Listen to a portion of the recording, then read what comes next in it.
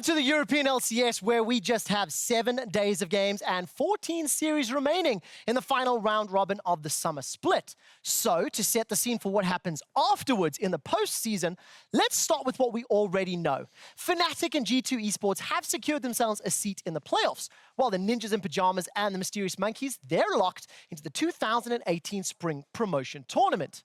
Where does that leave us? It's simple. It leaves us with 6 teams fighting for the last 4 playoff berths. Who will rise to the occasion and secure those spots? I think the answer may be a little bit obvious to most people, but I want to take a deeper look at what is to come, and I'm going to start in Group B because the Unicorns of Love are hoping that H2K take down Vitality on Friday. If that happens, both H2K and the Pink Power Ponies, well, they lock in their playoff seats. If you look at Splyce, they're hoping that not only do Vitality lose, but they have to beat Mysterious Monkeys today. If those 2 things occur, then Splyce will punch their playoff ticket, securing 3rd in Group B at a minimum. And that's because the race for 1st in the group is still open to anybody. It does, however, favor H2K due to their stronger game difference. What does that mean? Well, back-to-back wins for H2K means they secure the group's semi-final spot by taking the number 1 seed. If we turn our attention to Group A, Misfits Gaming are banking on Europe's best team, Fnatic, to exact their revenge on Roccat. Why am I talking about them? Well, it's simple. Misfits and Roccat are in a tight race for the group's final spot in the postseason. Remember, G2 and Fnatic are already there. So with Misfits and Roccat facing one another before the split is over, how else do they do it? The Bunny's strength of schedule is easier, as you can see, so I think they have the edge in the race for playoffs, and that's why I think they'll take that spot. There is just one last thing to mention, though, because there was a time in the European LCS when everybody played everybody, but in the end, Fnatic won. They always won. There was a time. But what if that time was happening again? What if that legend was coming to pass right now? The former European royalty currently sit atop the league with 9 series wins to a single loss, 19 games won to only 4 lost, and they are all but certain the first seed in their group, something that Fnatic have not done since the summer of 2015, 2 years ago. The Fnatic faithful feel the fervor of first, and they face G2 Esports in Week 10. The throne, the European throne, is under attack, and the question is, can the G2 army defend their gates of their European kingdom against the threat on the shores? The Fnatic threat? We'll find out next Saturday, but first, we need to get through Week 9. We need to get through the games. Let's get started. PoE, Trashy's running for his life, tries to escape. Arctic Assault buys some time, and Misfits right back in it. That's a triple for power. I'm not afraid of playing against Perks since I think we're kind of on the same skill level. I would say Caps, and then I think it's me, Faberfern, and Perks. Ever since last split, it just felt like they were a weaker version of us. And this split, since they got Maxlor, it feels like they're better, but they're still not as good. Me and Power Vivo on a really good day, we are the best. Jungle mid duo. Can I talk quickly? It's really important. Can we do a level 3 gank top if I take Experience? Up here. Okay, Twist advance, goes on to the Elise, gets the smash out. Now Afari, he's throwing the standard. No, not enough. Flash followed by Maxlor. Still going to be first blood, picked up by Max. The best on Europe is Trick. I think that's been the case for the last 1.5 years. Nowhere he can go right now. He does get the heal on, tries to get the outplay on Sven, but Trick meanwhile has already taken out Kobbe. Sven is pretty biased towards Trick, as he is of course his teammate. I would be too, you know, if I had a jungler that was weaker than the opposing jungler, just to give him fake confidence, you know? But it's not true. Yeah, I'm excited for Maxlor. Maybe he can prove to himself that he is the best, but it's really hard when you play a 5v5 game and you really have no chance as a team. May this be a lesson for them all. Kill Maokai! G2 is a superior version of Misfits. They are a discount G2. It's funny that Sven is saying that they'll be a discount G2 since they lost the split already against us. And they're going to lose again.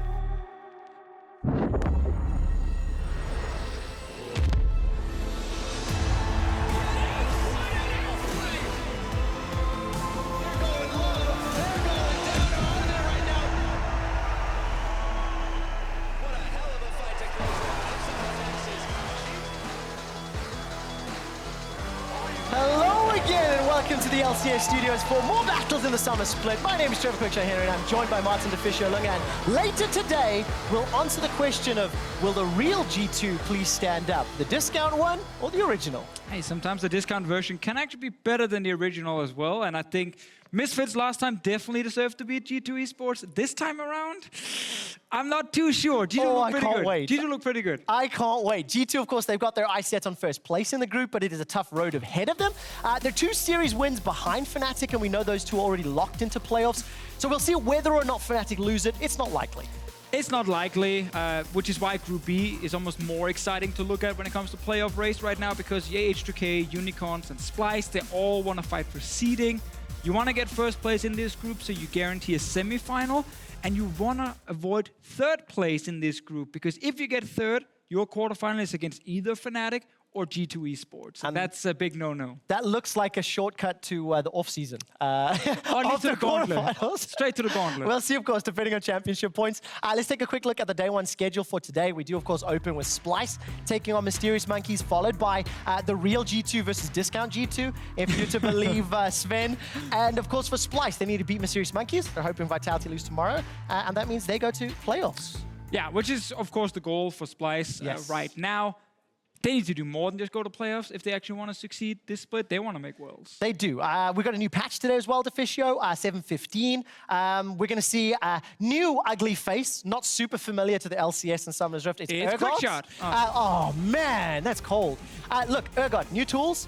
Are people scared of him? Are they scared of the chains? No. Oh. I mean, I guess maybe they're scared of his ulti in case you are low and you could get executed, but the champion itself after the rework, while he is super fun to kind of look at and play with his new shotgun knees and all that kind of stuff, he's not super strong right now. Maybe the players haven't figured him out yet, but he's kind of this weird mix of, you know, he's a ranged bruiser, so he's not really tanky enough to be super useful in team fights, but he doesn't have the damage either. I get it. I get it. In the middle. You're an Urgot hater. You're not on the hype train.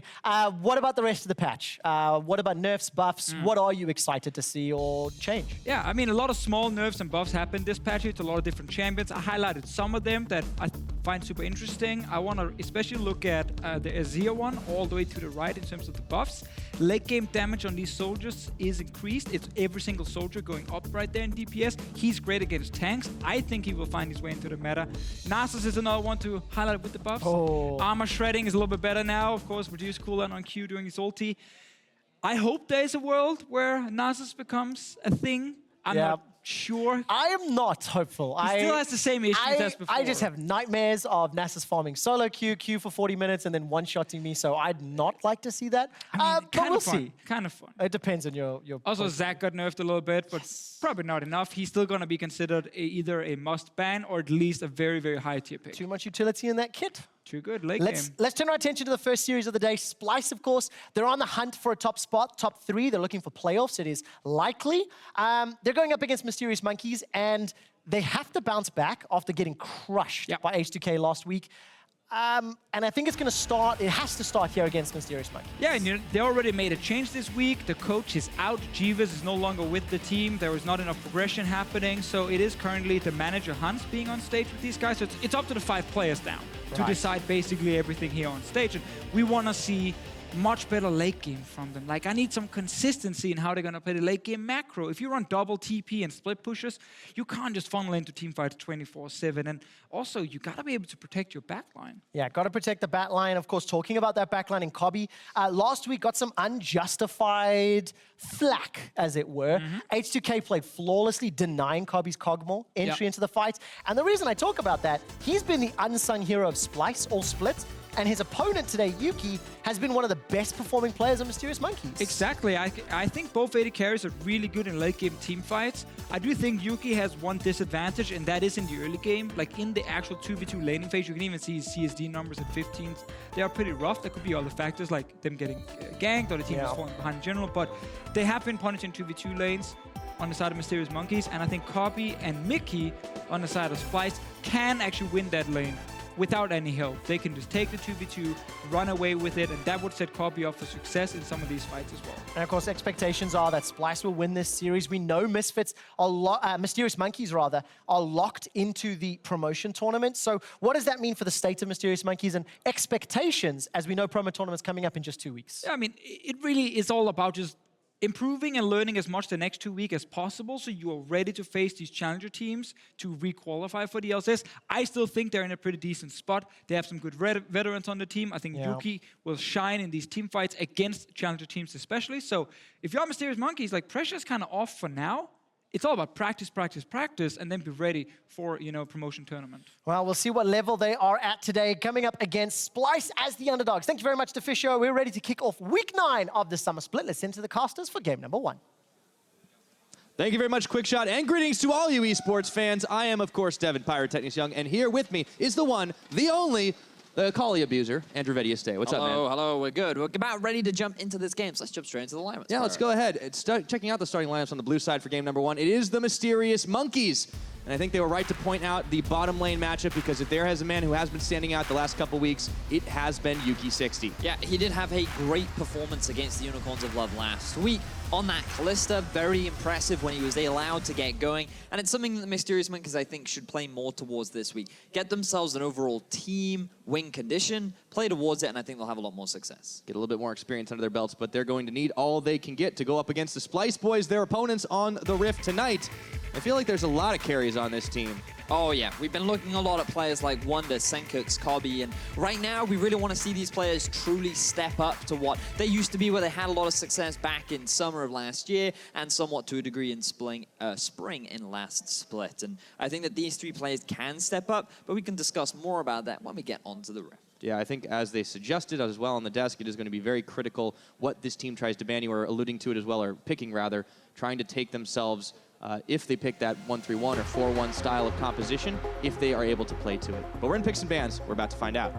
So, Cho'Gath ban likely to be somewhere on the list. We've been seeing a lot more rise of Analyst recently, especially over in the LCK and really across the world, given that melee supports are still considered very strong. Fascinating that it's Mysterious Monkeys to actually ban away the Caitlyn, because typically red side go for the standard Elise, Xayah, Caitlyn ban, so this will give Splyce a bit of freedom to take away some of the priority picks from Mysterious Monkeys. Yeah, things have changed just a little bit. That Xayah is not going to be one of them, though. Now that we are on patch 7.15, here in the European LCS. We'll see if that's going to prompt anything else. There is that Cho'Gath ban you were looking for. So I wouldn't be surprised if we saw maybe a Maokai ban coming out from Splyce. Alternatively, they could ban away the Kalista, something that we know Yuki's had a lot of success with in the past. And then it rises in priority champions like Xayah, for example. Another champion that Yuki could look to go for. Instead, they're going to prioritize that Maokai, which we know can be flexed between both top and jungle. We have seen Amazing playing that one, of course, more, but Kikis' champion pool is unconventional. So maybe he'll go back to that. But right now, we're looking at what Splyce is going to lock in. It starts off with the Jarvan pick. Do they look to go ahead and take themselves the Xayah for bottom lane? It's starting to look like it, and it is.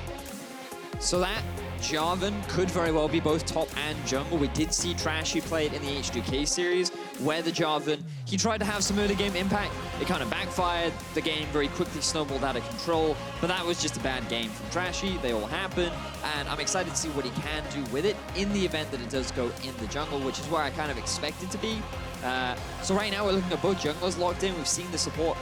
Most likely going to be the Rakan running out from the side of Splyce. I mean, Mysterious Monkeys, you're looking at things like the possibility of an Ashe or a Varus, or maybe even a Tristana coming out from the side of Yuki. Let's see if they pick it up in the last couple of seconds. They've already front-loaded their lineup here. A big amount of tankiness, and the Tristana is going to be the lock-in for Yuki, so that is a champion he could definitely pop off on. And Trist has been rising in popularity recently. She does extremely well during the laning phase. She has the ability to push. Her siege is something that you can always rely on, along with the fact that she has great scaling later on into the game. So very well-rounded pick. Often raises in priority once you take things like the Xayah, the Caitlyn, and the Kalista off the board. Yeah, looks like we will get the Rakan lock-in. Don't want to risk that being banned away by the Mysterious Monkeys. So now we enter ban phase 2, and it's Splyce's turn. Immediately, LeBlanc is taken out. So clearly a bit of a focus. Wouldn't be surprised if we saw something like the Casio band as well.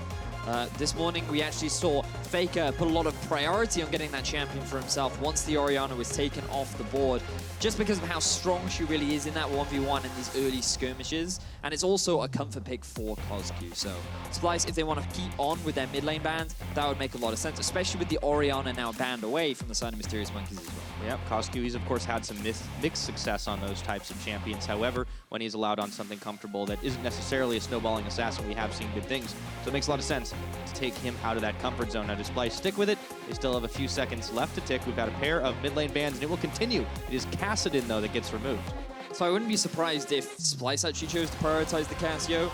Alternatively, they could look to try and get themselves a Syndra. But right now, I feel like those two mid laners are the highest in priority, given the other mids that have been left available. Corki is another option, but I still think that's another one that Casio could do very well into. Yeah, seems like Corki tends to get picked less blind and more towards the back end of things, and now the Syndra is going to be banned away. So for Splyce, let's see what they decide to pick up here for their mid lane. See if it helps them out in a 4-1 composition. Because I think Mysterious Monkeys are expecting Splyce to actually go towards the Taliyah, so that they can then get themselves the Casio, which does absolutely fine into that matchup. Because if we actually see a Casio picked up from Splyce, I feel like Mysterious Monkeys are kind of limited in what they have available. You called it right there, Vedius. So the Taliyah is actually locked in right now. And you know, what is this going to give the Splyce team? Because the mobility to rotate around the map and make those plays is right in the Splyce wheelhouse, it seems. Yes.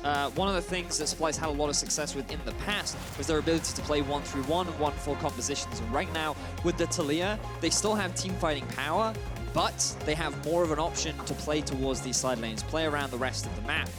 But right now, we're seeing something that Mysterious Monkeys drafted for themselves that they had a lot of success with last week. Putting Kikis on top of the Shen, his ability to answer some of these side lane plays that Splyce are trying to set up, I think makes a lot of sense. And I'd love to see them round things out with the Casio, and it would give them a pretty solid composition overall. Yeah, protect the carries, and they just need one more carry to make it happen. So what will be Cozq's pickup? He really wanted that Katarina, and we're going to get it. Oh, I mean, the Monkeys, they can play spoiler to Splyce here. They don't need to worry about their spot in promotions or anything since it's already locked in. Oh, a Cozq special. One of the champions that he used to qualify for the LCS was this Katarina. It's something that he's even had banned away from him by many teams in the LCS, and it is something that he personally absolutely loves to play, and I love to cast Pyra. Katarina is my favorite champion in the game. So much to say about her when we get into the game. Look overall at the compositions, I think that it is a very risky pick. By picking up the teleport, you have the option to play along the side lanes. I think it can do fine into the Taliyah, but wave clear and team fighting, very difficult to execute. And things like exhaust shut her down extremely hard. So you have to be careful. I feel like the Mysterious Monkeys, they're gambling. They're running a little bit of a risk with this Katarina pick in the mid lane. But overall, very strong team fighting and a great opportunity to make things happen across the map with the double TP that never. Yeah, they're able to match a lot of the side pressure that Splyce can bring. And remember, this is no joke for Splyce. They need to get as many points and as many wins on the board as possible. Obviously, for the team, things have been shaken up just a little bit. They parted ways with their coach prior to this week. Manager Hans is the one who's on stage for this game, so you have to expect a little bit of uncertainty possibly out of the Splyce side. Yeah, I'm looking forward to seeing what Splyce can do. They drafted a little bit more of a 1-3-1, but they still have the room for team fighting, which is very much what the meta is all about. And I'm excited to see these two teams clash, and there's so much to talk about during the laning phase, a lot of things to break down. I think we're in for a pretty exciting matchup. Oh, there definitely will be blood. The Monkeys just looking to play spoiler up against the Snakes of Splyce. We'll see if we get some crazy action, kick things off in that mid lane or anywhere on the map. Protect the carries and some snowballing assassins thrown into the mix. We got a Lovers bot lane with Kobbe and Mikyx. Splyce playing what is right inside their comfort zone. And will it be enough to take down the Mysterious Monkeys, or will they fall to the snowballing pressure? We are about to find out. Let's load up onto Summoner's Rift. So I want to start off by talking a little bit about the Mysterious Monkeys, largely because they are sitting at the bottom of Group B, Pyro.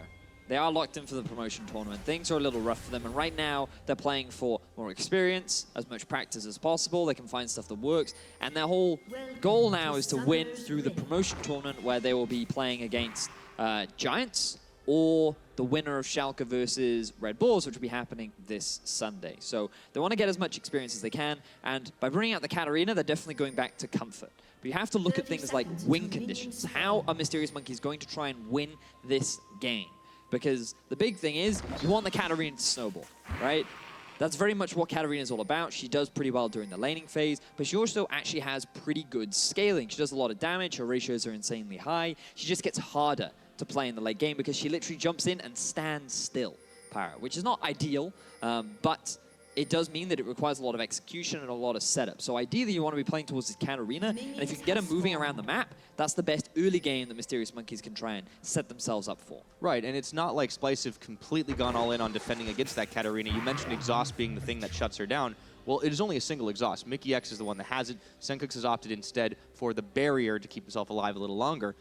We'll see if that ends up working for him. Do you think that's the optimal choice? I think that it's fine into this matchup because usually you'd want double exhaust if there were maybe a carry top laner, right? So if there was something, let's say, like a Kled or a Camille, then you'd want to consider running the double exhaust so that you make sure you always have one for the Katarina. But in this instance, all Mickey has to do is make sure he saves his for the cat. Because it's really hard to land it onto Yuki anyway, and the barrier will just help you during the laning phase and will mitigate a lot of the all-in power that Katarina does have early on. So we do see a bit of an early gank here. Yeah, that's a level 2, forcing the immediate flash out of Cozq, and he's backed away, but well, it looks like we won't have any time to settle right now because Kobbe's being fired down by Yuki very early on this Tristana, trading out well with the explosive charge. Even manages to get a Winter's Bite stun out of the support. So a lot of cool stuff just happened right there. Level 2 gank from Trashy in the mid lane. One of the weakest points of Katarina throughout the game is her level 1 to 3.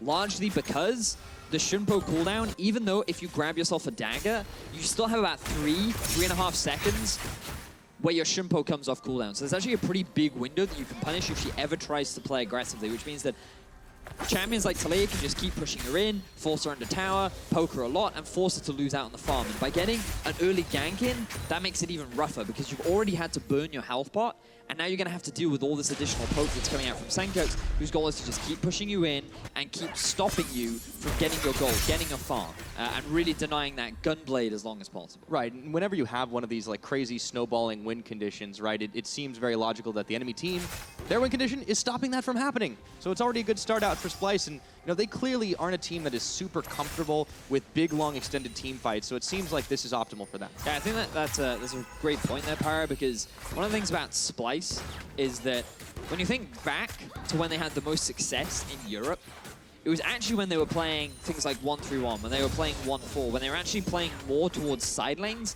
than grouping up and fighting as a 5v5. Because when you look at players like Kobbe and Wunder, these guys were actually really good at building their own lane advantages, and it's plays like this that got them. Yes, indeed. Kobbe is the target right now, and he's trying to dodge out from those feathers, but it's just not going to be enough. The deadly plumage is making them rethink things, and, well, not for nothing that Yuki had a pretty solid performance in the previous week. I mean, he liked to go aggressive, he liked to set up plays, and it seemed to work out for him.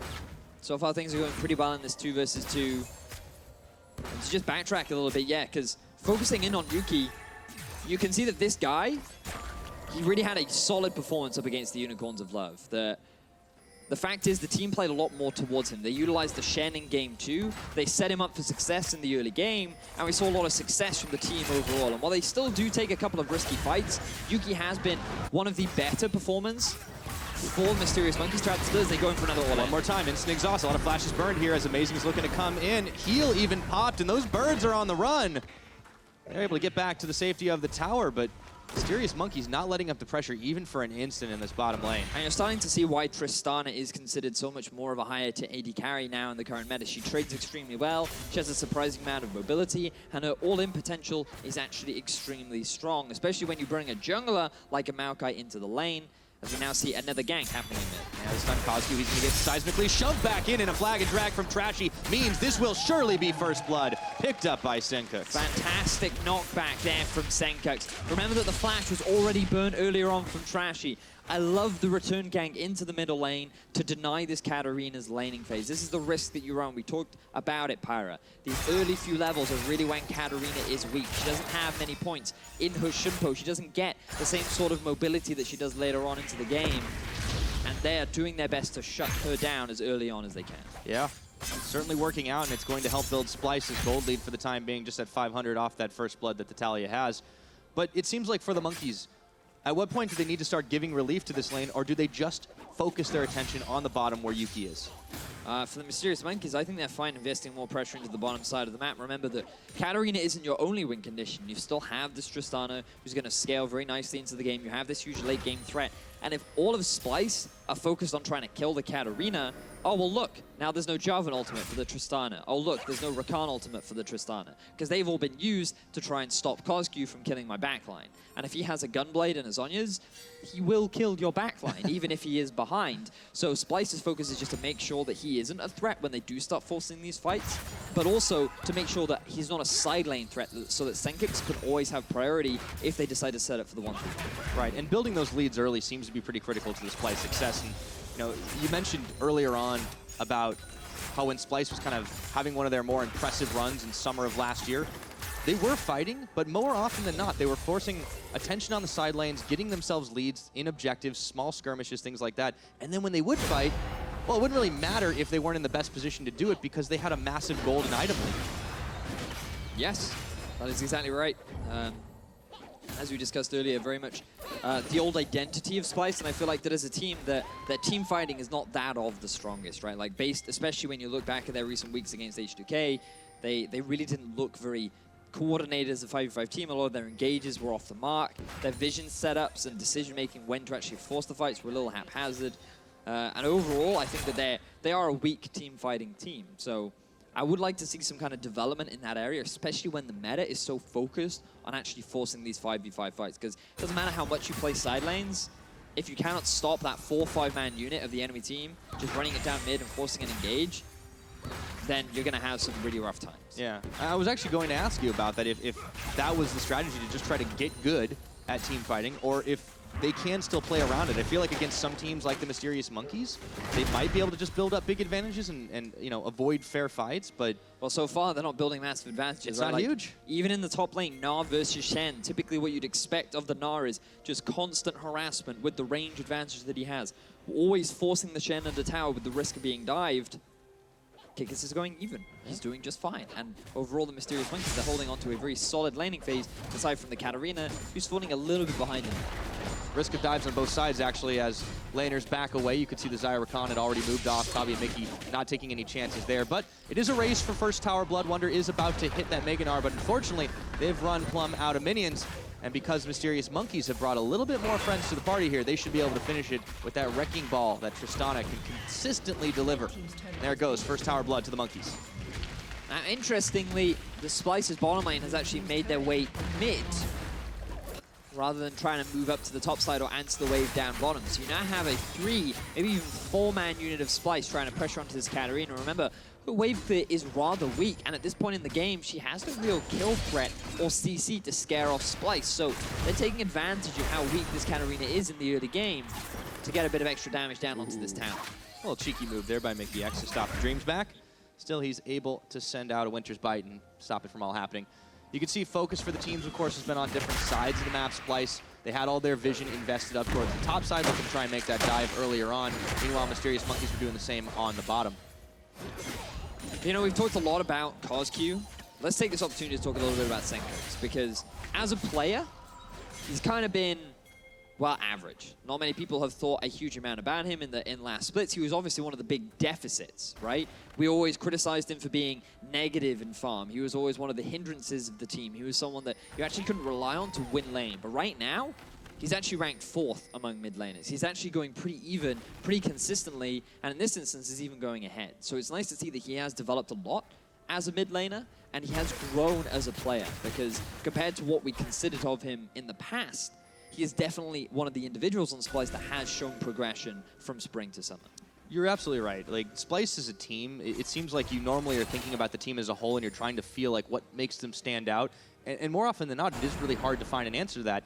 But they do have some star performers that have been stepping up over the last couple of years. Sencux is certainly one of them.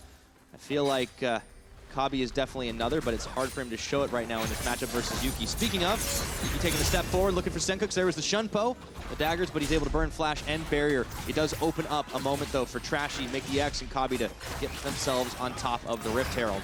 See if they can finish it. And there is no vision in that river from the side of the Mysterious Monkeys, but the wall is coming out from Sencux to try and deny a possible contest. And Splyce are able to secure that. Really like that setup from Splyce. This will now better set them up for taking down either that mid tier 1 or the bottom tier 1 should they want to make their way down there and continue to try and punish this Katarina in the early game. Trying to build up enough of a bubble. It's not a lot in gold right now, but Splyce, they have that Rift Herald to see if they can keep shoving it in the mid lane.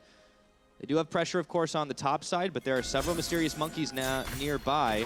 Now Cozq, he might be in trouble. He flashes away from the Rakan.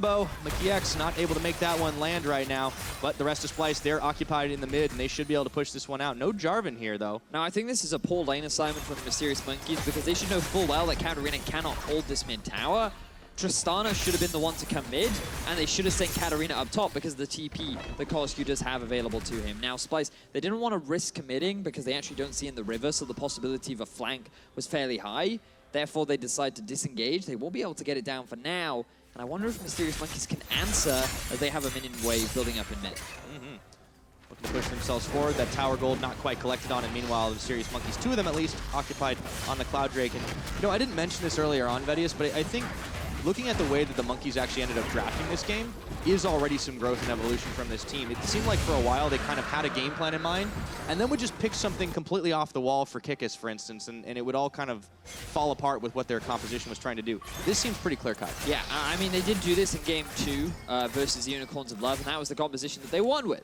And it was the one that I think showed the most promise, and it also backtracks to what we were talking about earlier on, which is when Mysterious Monkeys as a team have a very clear win condition that they can play towards, that actually seems to help them a lot because everyone seems to be on the same page. They all know what their goals are. They all know what they need to do. But then when Kikis drafts these slightly off champions, the win condition effectively becomes make sure Kikis can win side lane. So Amazing gang stop all the time. He tries to start the snowball. And if he gets it, sure, but then the rest of the team don't really have a clear idea of what they should be doing, and it just feels disjointed.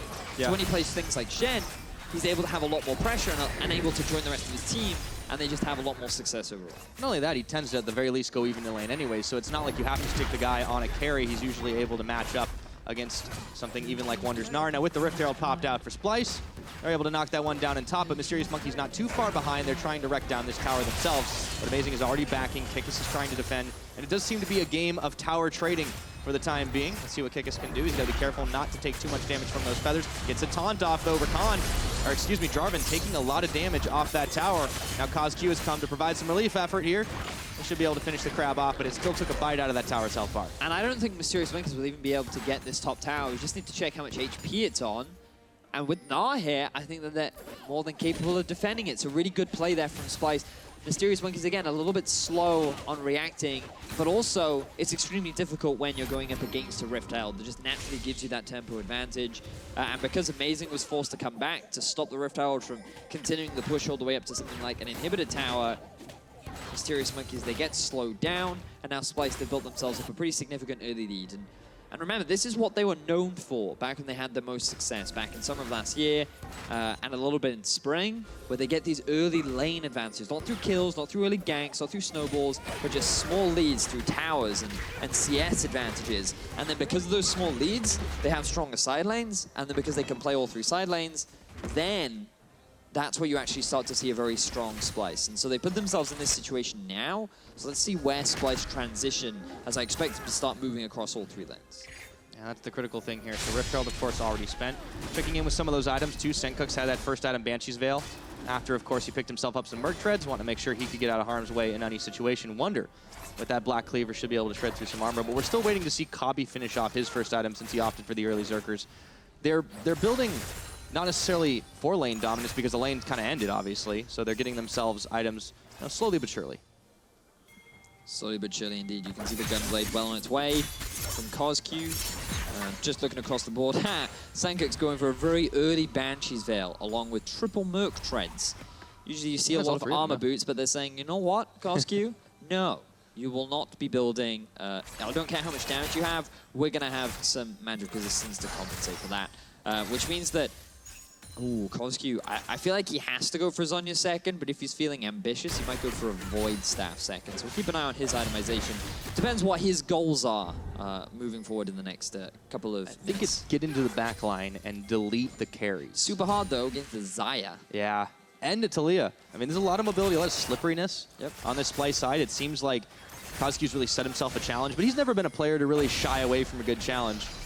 Not always to his benefit. Now Trashy looks to go in onto Kikis. Teleport coming on that last minion here. Let's see if they can make the play happen. Kikis a little bit low, and the teleport was going to dissuade any further action, but Cozq immediately shunpoed back to Kikis.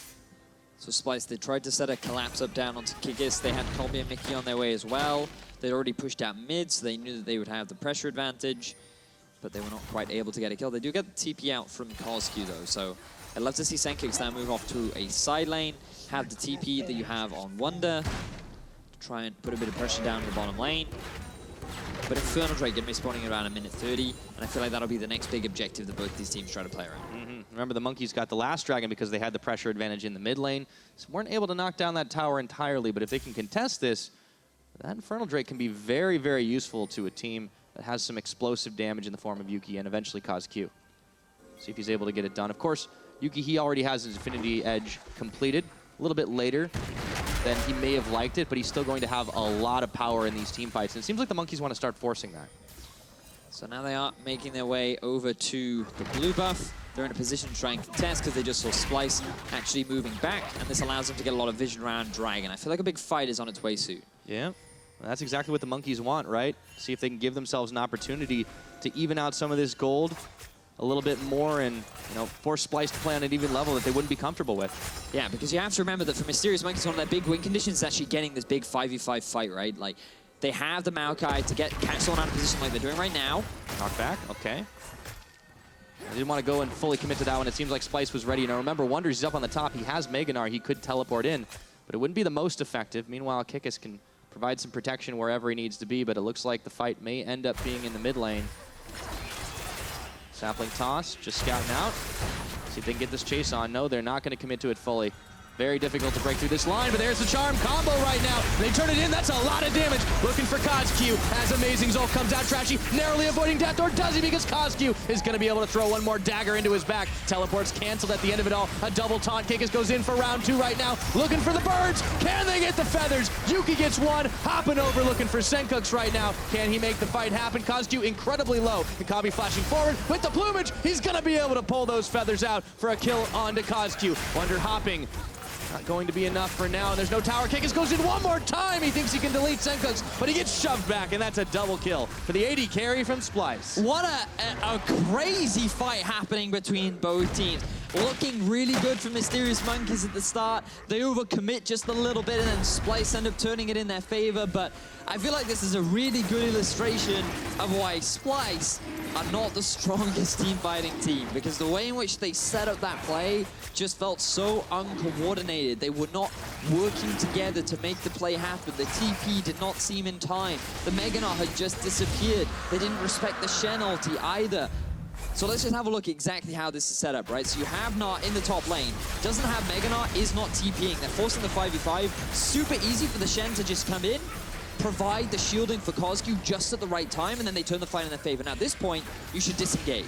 They tried to keep going because they know that the TP is unavailable. They get themselves an extra kill onto Mikyx, and you think, okay, this is looking good.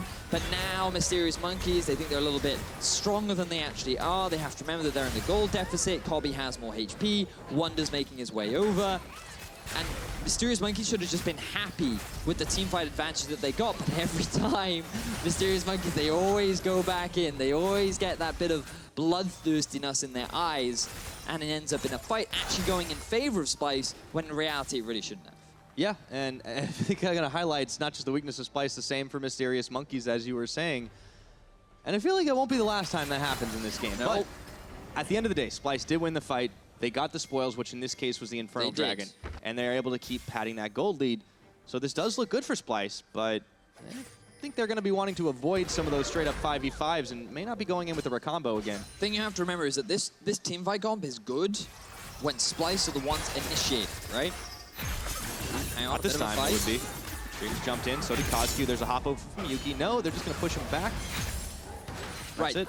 So when you engage onto a cat, it's so much harder for her to reposition in a fight because she almost always has to use a Shimpo defensively rather than aggressively. She wants to be following up on the engagements. So when Splyce make fights like that happen, it's actually a best case scenario.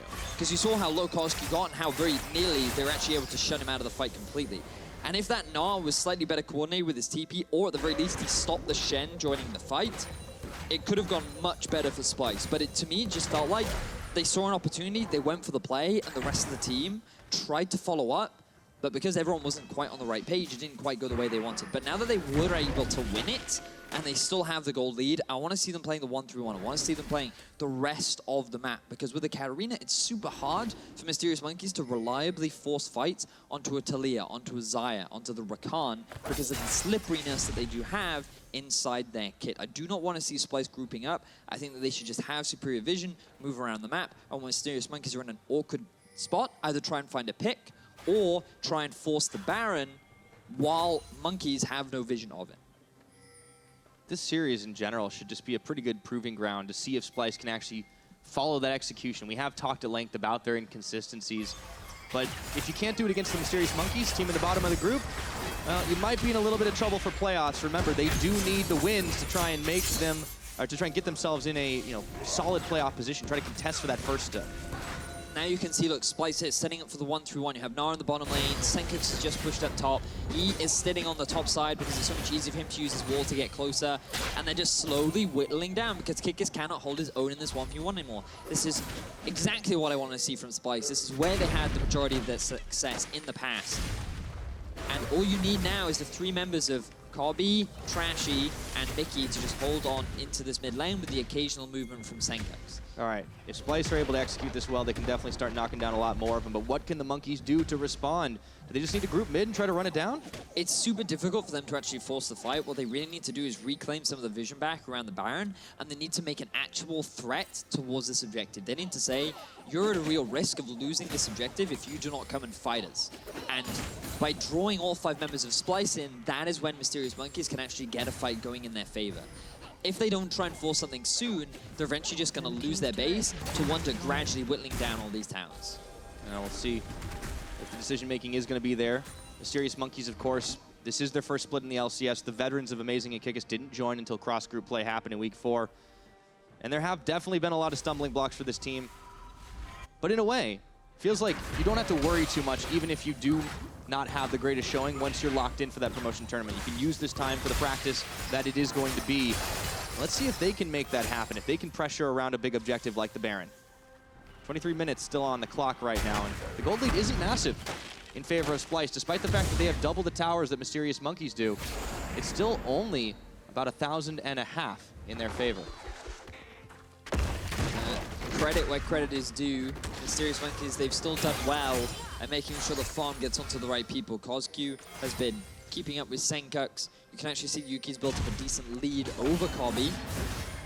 And in terms of just their lane matchups, they're doing pretty damn well, especially Kikis, who you'd expect a much larger deficit up against the Gnar. He's really done a good job of holding his own. Yeah, and that's the Kikis effect, right? Like, the guy, in a lot of ways, he can lane into a lot of bad matchups and still do well. He obviously plays a lot of really weird matchups that throw people off, but this does seem like the identity that Monkeys have started to carve out for themselves and found some levels of success.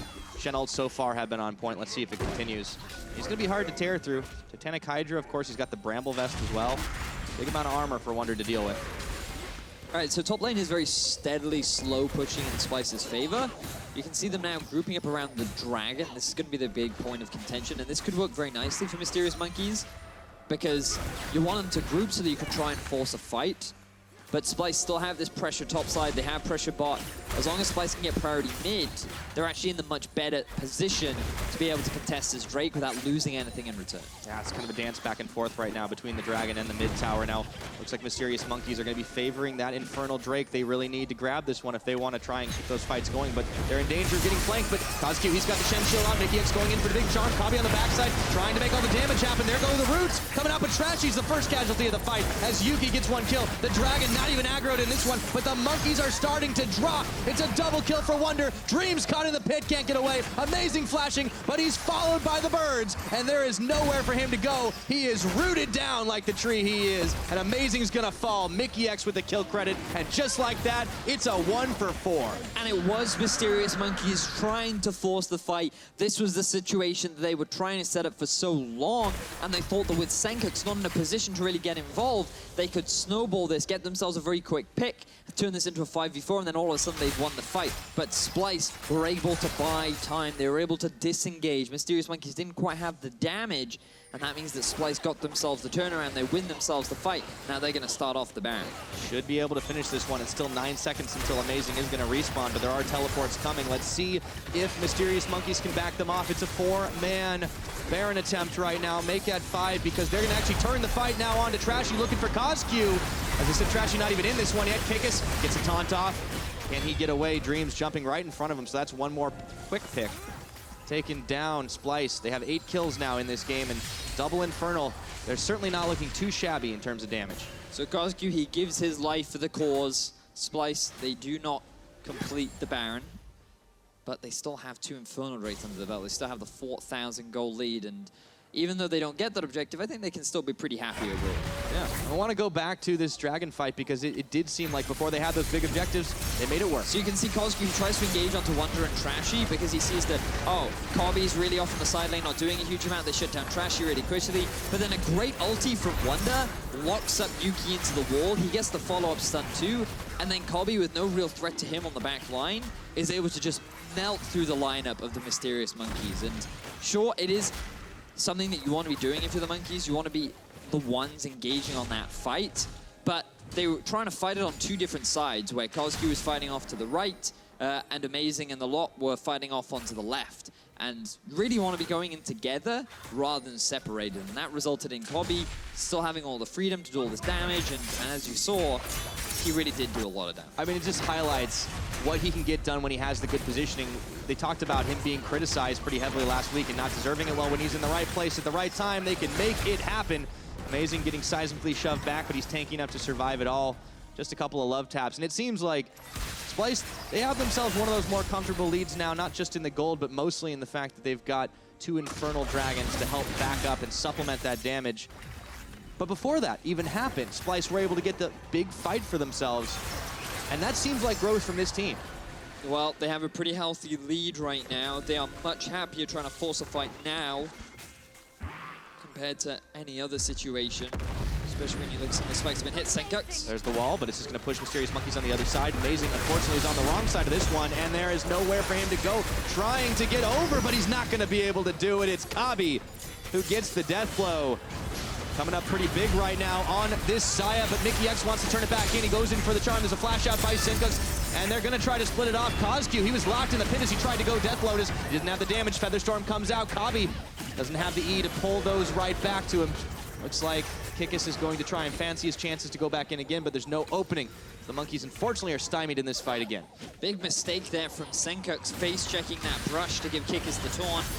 He got extremely low and was close enough to giving Cozq some kind of a reset, which really could have ended in disaster for Splyce. Fortunately for them, he is able to get away, but you also have to recognize that if you're Splyce, Yuki does a lot of damage at this point in the game. He's hit the 3-item spike, he's still a Tristana, he has the attack speed steroid. If you get caught, like he will melt you. Yep, Blast Cone Express, that doesn't matter, there's a rocket jump in Yuki. Oh, that just might be Baron attempt. And this is what we talked about. You got to respect the damage. The pick power of Braum and Trist is actually pretty big. And while their Baron taking power is not the fastest, they may very well try and force this objective as they start grouping up. All right, Trashy would need to be the hero with the steal on this one unless they can force Mysterious Monkeys to back off. With that Tristana, they're starting to push this one through. Trashy, no flash, but he does have the smite, and they're just going to be walking in the front of the pit. Try and force Cozq back here.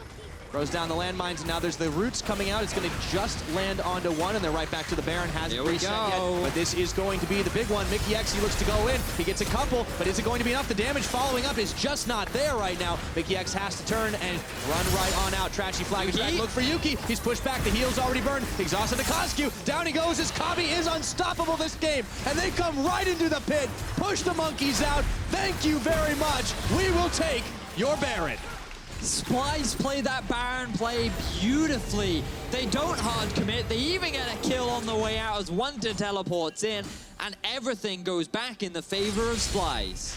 But this is such a big contrast to Splyce's team fighting that we have been talking about. Yes, they have big leads. Yes, they've been growing, but they were getting here through team fights. They built these leads up just through being able to outfight the monkeys. Very impressive so far with what Splyce have been able to do.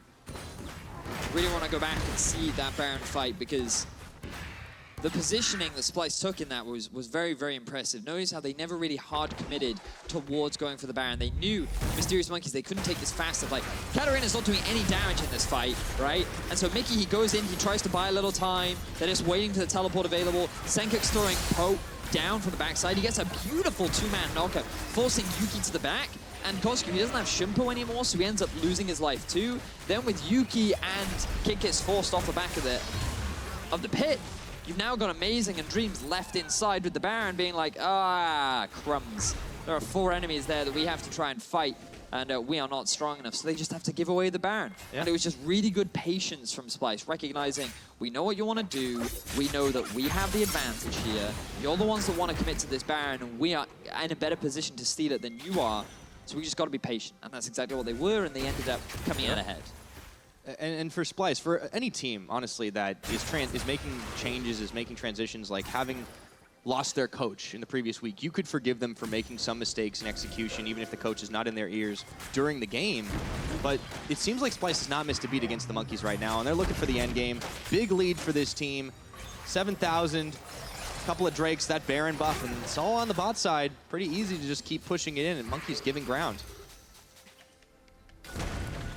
Bottom half of Splyce's jungle, Mysterious Monkey's jungle rather, now being cleared out by Splyce. Well, you could forgive it, it's now Splyce's jungle. It is now Splyce's jungle, that is quite right. They have the Baron, they don't have TP, so they're not looking to play 1-3-1, they're just starting to group up. With this kind of a gold advantage, they're pretty confident they'll win the 5v5, and I agree with them. I think that's a very fair assumption. They're actually going to go back. There's only a minute left on the Baron, and so far they haven't been able to take any turrets with it. So we'll see what they still can do. I think they want to refresh a lot of their wards and spend some of the gold that they have. Interesting. Saw Kobbe buy a Vamp Scepter, go back. Oh, okay, he's changed your last wish. Okay, he said, oh, and the Vamp Scepter. Well, I mean, he's a rich man at this point. But how about Kobbe this game? Because he has been exactly where he's needed to on this Xayah. And you know, like Yuki obviously is a very explosive element to the team as well, but on a Tristana, you have to take a few more risks, I feel like, and when they put Kobbe on the Splyce side, you know, on a Xayah that, you know, doesn't have to always fully commit into the front of the fight, or necessarily can get caught like the Kog'Maw last week, he looks like a very different carry. I also think that it's worth highlighting that HGK made that game difficult for Kobbe too, right? And when you are on a Xayah, you have so much more mobility with your ulti. You synergize really nicely with the Rakan, and he's just better set up for success, as you are alluding to. So I think you're right, like he has had a much better performance this week, and I'm excited to see what Splyce can do with the rest of the series, because this is only game 1, and they're still looking to close things out. Yep, looks like it's just Demolition Derby, though, trying to knock down towers. It's the 5th of the game for the Splyce side. As they now turn their attention towards the mid, we might have one last desperate fight from the Mysterious Monkeys. But you've got to think that there's not a lot this team can do other than look forward to game 2. Well, there's still the possibility of a big fight going in their favor. We have seen them get those good picks here and there. They were close to getting the Baron themselves. So Mysterious Monkeys, still a possibility, but, you know, we have to kind of backtrack to this whole Katarina pick. You know, we talked a lot about how I think the Cassio would have been good. I still think the Cassio in this comp would have been better, personally. And I hope moving into game 2, they put a little bit more priority on it, because especially, like, everything in the draft was kind of indicating that's what they were going for. And remember how we talked about how I think Kikis went for a few selfish picks in the past, things like the Jax, not necessarily the Renekton, but now it's the Cozq. Yeah, now it's shifted over to Cozq a little bit. And I think that if they just picked more for the team, they would have been in a slightly better position. So we will see. The game isn't quite over yet. They're at a pretty significant deficit, and it's safe to say that Splyce are poised to end this game. But they're taking their time doing it. So far, they've just walked their way through the tier 2 towers across the map, and now breaking into the actual base becomes much harder. So they may very well wait for Elder Dragon or Baron to spawn, because their siege is decent, but you have to remember that Tristana's wave clear is pretty good. There's a big risk of getting caught by Shen taunt or a Maokai route. So they're showing a lot of respect still to the Mysterious Monkeys. And that has always been some part of Splyce's identity as a team. They don't like to take big, massive risks. Like, you got to remember back to their first couple of splits in the LCS, including their summer last year, where they made a run at Worlds. And they didn't necessarily like to go for a big, flashy finish. They just pushed their advantage in until they had a massive amount of minions, and they just end the game off the back of it. Looks like that is what we're in for here. Some attempts further by the Mysterious Monkeys to try and get a catch-up, but it's not going to be easy. I think this was super risky from Cozq to go not Mikyx, Leandri's second. Would it be risky to go Mikyx second? It would be, yes. But he's going to get the Void Staff, and I like the fact that he is actually moving off to a side lane fairly often to keep them pushed out. Knows he has TP, so he can join the fray should he need to. There's such a big level difference between them now. You can just see the gold difference as well. Cozq gets chunked out. Oh, there we go. Twisted advance. They're going to look to try and delete Mikyx right here, but he's got a big shield on. The Braum ulti, he's able to dash away from it. Now they're able to turn back in, tagging for round 2. Looking for Cozq, but his health bar was preserved for just a moment. Courtesy of Kikis getting the Stand United on top of him. Doesn't matter, they still take down Amazing all the same. And Splyce says, I think we can go in to finish this game off easy peasy. Kobbe is godlike in this game. Now it's Dreams, Cozq, Kikis all running for their lives. Featherstorm comes out, pulled back in. Down goes Dreams, a double kill for Kobbe. And it's just Cozq and Kikis. Minions marching into the base at 36.5 minutes. Splyce have cracked it open. Splyce, they get a great fight in the mid lane. They come away with all 5 members alive. Sencux with a great ultimate to split off the Mysterious Monkeys, and now they're looking for more kills. Cozq looking around the side. One more desperate charge. The Death Lotus is there. He can't quite take down Cozq. That's a big shield, and the last Nexus turret is going to fall. Sorry, Monkeys, but there's nothing mysterious about this one. Splyce take a clear-cut Game 1 victory.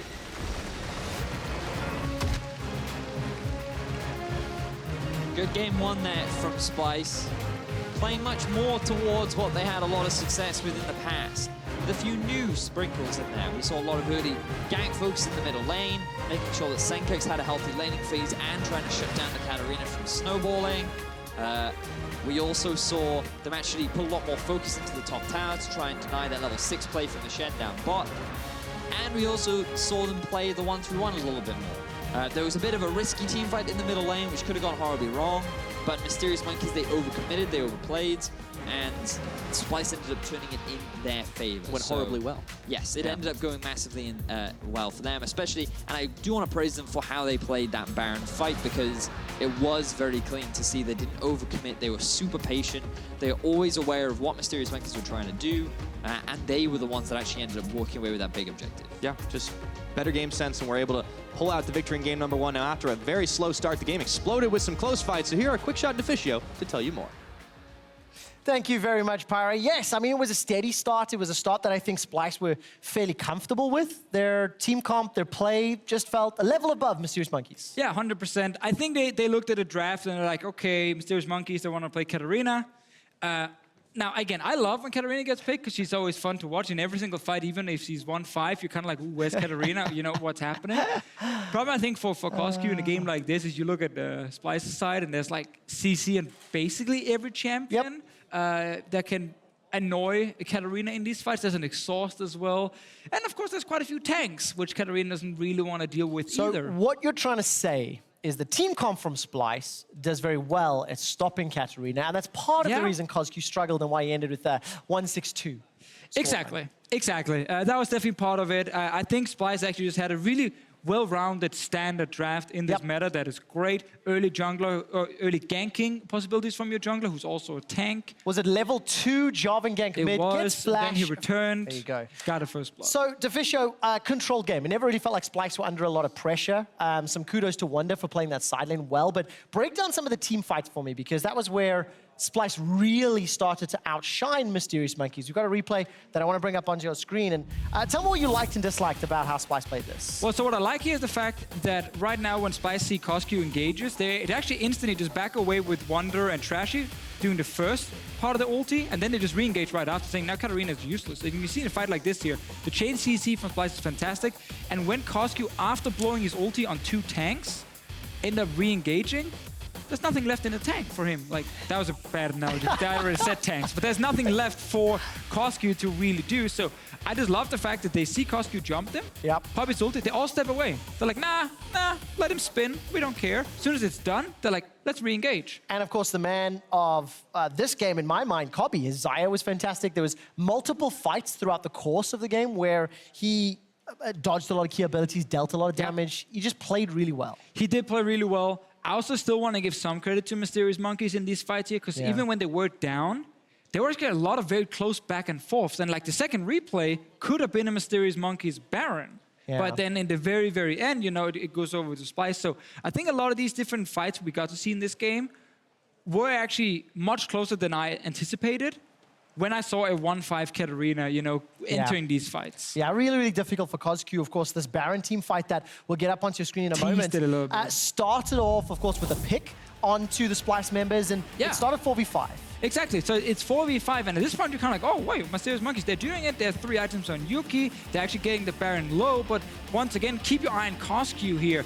When he tries to enter the fight, he gets CC'd by Mikyx first of all, so he can't really go in because Kikis' taunt also misses. He tries to then finally go in after, but he's already poked down. He instantly gets exhausted once again by Mikyx, and it's just so easy to take him down. Also because Monkeys, 2 fights in a row we just saw right there, were not able to actually set up the engage with tanks first, follow up with Katarina. It was Katarina going on her own twice, getting exhausted and very easy to then take her down. So the synergy wasn't there. It's like you said, Mysterious Monkeys, they just had not enough in the tank. The tank. Something we talked a lot about off-air was the lack of primary engage and the fact that a lot of the Monkeys team comp was like secondary engage, follow-up, you know, the Maokai, the Braum, for example. Looking ahead now at game 2, is this something that is very easy to change? Because something else you mentioned about the draft and the team comps is how Splyce seemed to just have Mysterious Monkeys' number. A lot of the picks went in their favor. The draft came out in the Splyce favor. Yeah, I think if you're Mysterious Monkeys going into the next draft right here, I think drafting, so Maokai, Braum, Shen, well, there are 3 very good frontliners, as you highlighted right there. Like, none of them are the guy you send in first. Yeah. I think a change you can have there is things like a Gragas can become the replacement, because he is a guy you can use as a front engage. You could have, in this case here, put the Maokai top lane and still drafted, you know, a Gragas jungle or Sejuani jungle to add a bit more engage to your team. Because really, when you have Katarina, what you want to have is a bunch of guys, beefy guys, who goes in first. They're in the backline. The backline is like, damn, we got to deal with these tanks. And then when you're busy trying to kill this tank, Katarina shows up from the flank and like almost one-shots you. You need the distraction power. They could have done it with this. It was a hard comp to execute. Like Kikis had a few taunts here and there, not really landing. The synergy wasn't really on point. But I think a little bit easy engage like a Gragas could have helped their comp here. Could have helped the comp. Difficult comp to pull off for a team that is locked into promo tournament. Maybe optimistic, maybe practice. I mean, we don't know 100%. It could definitely be practice, yeah. For Splyce, good, confident win. Let's quickly look forward as we go to game 2. Do you expect big changes in the draft? We didn't see Nasus. We didn't see Urgot. We're not going to see Urgot. We didn't expect to see Urgot. We're not going to see Urgot. Okay. I mean, if someone is going to play Nasus, it could be Wunder. It would be so fun. He loves sitting in that side lane. It could definitely be him, but sadly no Nasus either. No new picks, actually. I looked at his draft. I'm like, yeah, every single pick here was last patch too. Well, let's see whether or not we get new picks in the next game. We have to find out.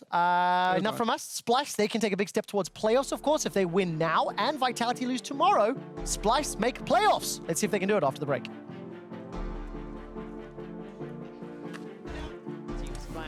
There's so much to talk about during the laning phase, a lot of things to break down. I think we're in for a pretty exciting matchup. Oh, there definitely will be blood. Cozq incredibly low. Kobbe flashing forward with the plumage. He's going to be able to pull those feathers out for a kill onto Cozq. He gets 1 kill. The Dragon not even aggroed in this one, but the Monkeys are starting to drop. It's a double kill for Wunder. Dreams caught in the pit, can't get away. Amazing flashing, but he's followed by the birds. And they come right into the pit, push the Monkeys out. Thank you very much. We will take your Baron. The last Nexus turret is going to fall. Sorry, Monkeys, but there's nothing mysterious about this one. Splyce take a clear-cut Game 1 victory.